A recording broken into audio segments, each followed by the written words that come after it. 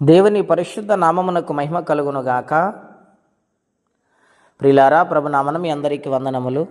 దేవుని వాక్యం ధ్యానిందాము. కీర్తనల గ్రంథం 31వ అధ్యాయము 19వ వచనం. నీ యందు భయభక్తులు గల వారి నిమిత్తము నీవు దాస్యుంచిన మేలు ఎంతో గొప్పది. నరుల ఎదుట నిన్ను ఆశ్రయించే వారి నిమిత్తము నీవు సిద్ధపరిచిన మేలు ఎంతో గొప్పది. ప్రియమైన దేవుని బిడ్డలారా, ఈ ఉదయకాల సమయంలో పరిశుద్ధాత్మదేవుడు మాట్లాడుచు ఉన్నారు. ఇక్కడ భక్తుడైన దావీదు మహారాజు ద్వారా పరిశుద్ధాత్మదేవుడి మాటలు వ్రాయించారు. ఆయన అంటూ ఉన్నాడు, ఎవరైతే దేవుని యందు భయభక్తులు కలిగి ఉంటారో వారి నిమిత్తము ఆయన మేలు దాచి ఉంచుతానని వాగ్దానము చేస్తున్నాడని, రెండవదిగా సర్వ మానవ జాతిని గూర్చి మాట్లాడుతున్న మాట, నిన్ను ఆశ్రయించి వారి నిమిత్తము నువ్వు సిద్ధపరిచిన మేలు గొప్పదంటున్నాడు. అవును ప్రియులారా, దేవుని యందు ఎవరైతే భయభక్తులు కలిగి బ్రతుకుతారో, దేవుని భయం వారిలో ఉంటుందో వారి నిమిత్తము ఆయన దాశించుతున్నాడు మేలు. ఏమిటా మేలు? వారి జీవితంలో ఏదైతే అడుగుతున్నారో, ఏదైతే కొరతగా ఉన్నదో, ఎటువంటి సహాయము నిమిత్తము దేవుని వైపు నిరీక్షణతో ఎదురు చూస్తున్నారో ఆ కార్యమును దేవుడు దాచించాడు. వారి భక్తిని చూసి, భయమును చూసి దేవుడు అనుగ్రహించటానికి ఇష్టపడుతూ ఉన్నారు. ఎంత కనికర స్వరూపుడు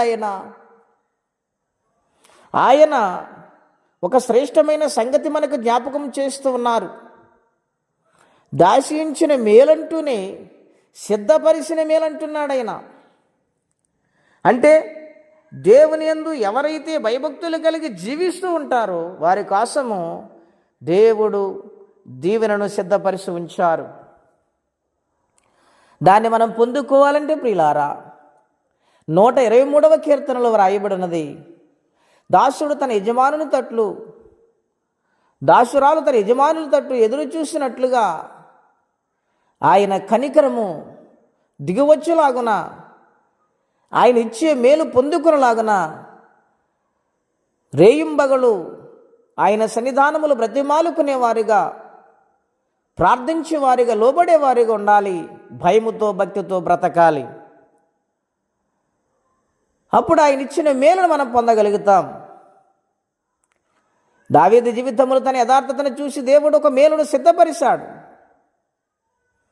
ఎన్ని శ్రమలు వచ్చినా, ఎన్ని కష్టాలు వచ్చినా, ఎన్ని మరణాపాయాలు వచ్చినా దేవుడు తప్పించుకుంటూ సిద్ధపరిచిన మేలును తన చేతికి అనుగ్రహించాడు. గొర్రెల దొడ్డులో నుండి ఆయన తీసి తన స్వాస్థ్యమైన ఇశ్రాయేలు ప్రజలను, తన బిడ్డలైన వారిని మేపుటకు దావీదును రాజుగా దేవుడు ఏర్పాటు చేశారు. ఈ ఉదయకాల సమయంలో దేవుని బిడ్డలారా, దేవుని యందు భయము భక్తి కలిగి బ్రతుకుతున్నారా? సొంత ఆలోచనల మీద ఆధారపడుతున్నారా? దేవునికి చోటిస్తే దేవుడు ఖచ్చితంగా కార్యము జరిగిస్తారు. ఈనాటి దినాలలో దేవుని భయము ఎవరికి ఉన్నది? ఎవరి మార్గాల వైపు వారు ప్రయాణము చేస్తూ ఉన్నారు. ఆయనకు బాధ కలిగించే రీతిలో ఉంటున్నారు. కానీ ఆయన సంతోషపెట్టే జీవితము ఎవరు కలిగి ఉంటున్నారండి? ఎక్కడ చూసినా అననుకూల పరిస్థితులు, దేవుని సన్నిధిని దూరమైపోతున్నారు మానవులు. ఈ ఉదయకాల సమయంలో దేవుడు మాట్లాడుతుంటూ ఉన్నాడు, నీకోసం ఒక మేలుని సిద్ధపరిచాను, అది నేను దాచించాను, అది నీకు ఇవ్వాలని కోరుకుంటున్నాను.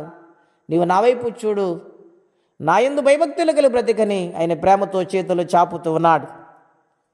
గనుక ఆ ప్రేమను నిర్లక్ష్యము చేయకుండా దేవుని వైపు చూద్దాం, ఆయనకి లోబడి జీవిందాం, దైవాశీర్వాదం పొందుకుందట్టి కృపా తీర్మానం పరిశుద్ధాత్మదేవుడు మనందరికీ దయచేయునుగాక. ప్రార్థన అండి. అత్యంత కృప కలిగిన దేవా, ఘనమైన మీ నామం కొరకే వందనములు. ఎంత శ్రేష్టమైన మాటల చేత మమ్మల్ని తృప్తిపరుస్తున్నారు నాయన. నీ మాధుర్యమైన మాటల చేత ప్రభువా ఎంతో గొప్ప ఆదరణ, ధైర్యాన్ని నాయన మీ స్వరమిన్నప్పుడు ఆనందమును కలగజేస్తూ ఉన్నారు. నాయన నీ యందు భయభక్తులు కలిగి జీవించే వారి నిమిత్తము నాయన నువ్వు సిద్ధపరిచిన మేలు, దాశించిన మేలు అనుగ్రహిస్తారని వాగ్దానము చేస్తున్నావు. నమ్మదగిన దేవుడవు. నీ కనికరం మా మీదకి దిగివచ్చును గాక. ఎవరి యొక్క సహాయము కోసం ఎదురు చూస్తున్నారు, ఏ నిరీక్షణతో బ్రతుకుతున్నారు, నాయన మేలు చేయదువుగాక. కనికరించండి, దయ చూపించి కార్యమును జరిగించి మహిమ తెచ్చుకోమని, కష్టాలలో బాధలు ఇబ్బందులు ఉన్న వారికి సహాయమును పంపించమని, ఈ దినము దీవెనకరంగా మార్చమని యేసుక్రీస్తు వారి పుణ్యనామలో ప్రార్థించి స్తుతించి వేడుచున్నాము తండ్రి. ఆమేన్. దేవుడు దీవించును గాక. ఆమేన్. ఘనమైన స్తుతిగానమా